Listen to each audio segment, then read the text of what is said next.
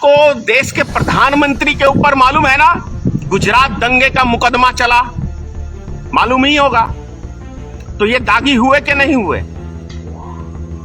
अमित शाह तड़ी पार गुजरात से हुए थे। इससे भी बड़ी कोई सजा हो सकती है किसी व्यक्ति के लिए? ये लोग भ्रष्टाचार की बात करते हैं, क्योंकि ये भ्रष्टाचार की मुख्य जड़ यदि इस देश में कोई है तो हमारे देश का प्रधानमंत्री है। अगर भ्रष्टाचार की कोई जड़ है तो हमारे देश का गृह मंत्री अमित शाह है। ये जब तक जीवित है नरेंद्र मोदी और जब तक जीवित है अमित शाह, ये इतने भ्रष्टाचारी व्यक्ति हैं कि ये आजीवन कारावास में सड़ेंगे। भारत के प्रधानमंत्री खुद ही दागी हैं, भारत के गृह मंत्री खुद ही दागी हैं। तो यदि इनके मुख से दागी मंत्री, दागी विधायक की बात शोभा नहीं देती है, भारतीय जनता पार्टी की जो मीडिया है वो बिहार में अभी काफी सक्रिय नजर आ रहा है। बिहार के एमएलए, विधायक उनको अभी दागी नजर आ रहे हैं। लेकिन शाहनवाज हुसैन के ऊपर 2 साल पहले एक रेप केस का मामला दर्ज हुआ था। अब जाके एफआरआई की वो भी हाई कोर्ट ने, दिल्ली ने कहा। तो आपको याद होगा चीट फंड घोटाला, शारदा घोटाला जो आपको हुआ था ये बंगाल में। मुकुल राय के ऊपर खूब हल्ला कर रहे थे ये लोग, ममता बनर्जी की पार्टी के ऊपर खूब इन्होंने हल्ला किया था, दागी हैं, भ्रष्टाचारी हैं। लेकिन जब ममता बनर्जी ने उस दागी को बाहर का रास्ता दिखाया तो कुछ ही क्षण के बाद वो दागी गंगा जल की तरह पवित्र होकर भारतीय जनता पार्टी में चले गए। तब भारतीय जनता पार्टी को उसमें दोष नजर नहीं आ रहा था। भारतीय जनता पार्टी की राजनीति क्या है कि सिर्फ और सिर्फ विपक्ष को बदनाम करना। उसके लिए उन्होंने देश की जानी मानी मीडिया को खरीद रखा है। इनका सारा काम गोदी मीडिया, मोदी की मीडिया या अडानी की मीडिया या मुकेश अंबानी की जो मीडिया चल रही है देश में, ये सरकार के लिए काम करते हैं और विपक्षी पार्टियों के लिए बदनाम करने का विपक्षी पार्टियों को काम करते हैं।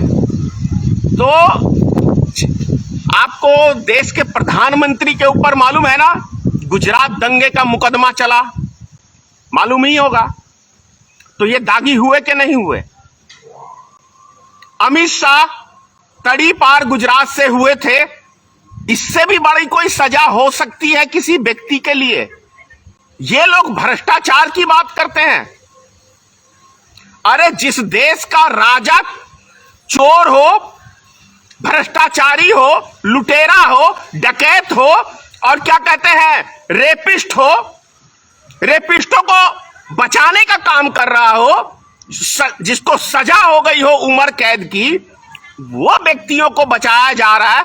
तो भ्रष्टाचार को कौन बढ़ावा दे रहा है, क्राइम को कौन बढ़ावा दे रहा है, रेपिस्टों को मनोबल कौन बढ़ा रहा है, ये हम लोग समझ सकते हैं।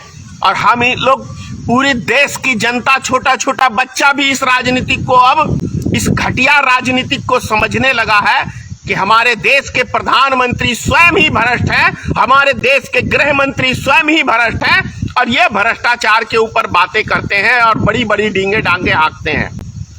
दूसरी बात, दिल्ली में एक लोकतंत्र सोशल मीडिया टीवी चलता था, उनको इन्होंने बैन कर दिया है।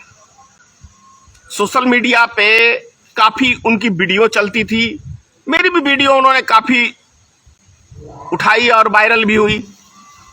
इनको तो इतना डर लगता है कि देश में यदि कोई सच बोल दे, कोई इनको आईना दिखा दे,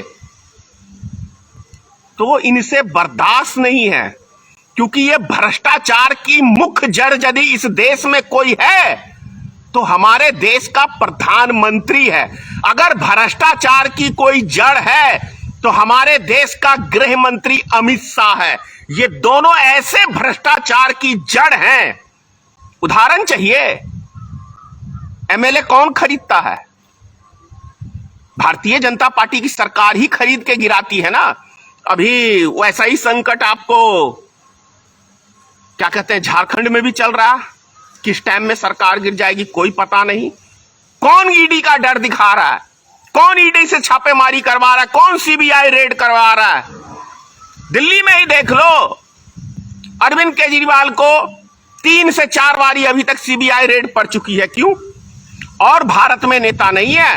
भारतीय जनता पार्टी में कोई नेता नहीं है। भारतीय जनता पार्टी दूध की धुली हुई पार्टी है। अगर मैंने कल भी कहा था, फिर आज कह रहा हूं कि यदि निष्पक्ष देश में जांच हो तो जब तक जीवित है नरेंद्र मोदी और जब तक जीवित है अमित शाह, ये इतने भ्रष्टाचारी व्यक्ति हैं कि ये आजीवन कारावास में सड़ेंगे। लेकिन नहीं, अगर यदि निष्पक्ष जांच हो, कहीं ना कहीं हमारे देश की राजनीतिक घटिया इतनी है जिसके कारण से ये चोर उचक्के नेता हमारे देश के राजा बनके हम शरीफ जनता को लूटने का काम कर रहे हैं और उनको चूसने का काम कर रहे हैं। हमारे देश की भ्रष्ट नेता, भ्रष्ट तंत्र। जय हिंद।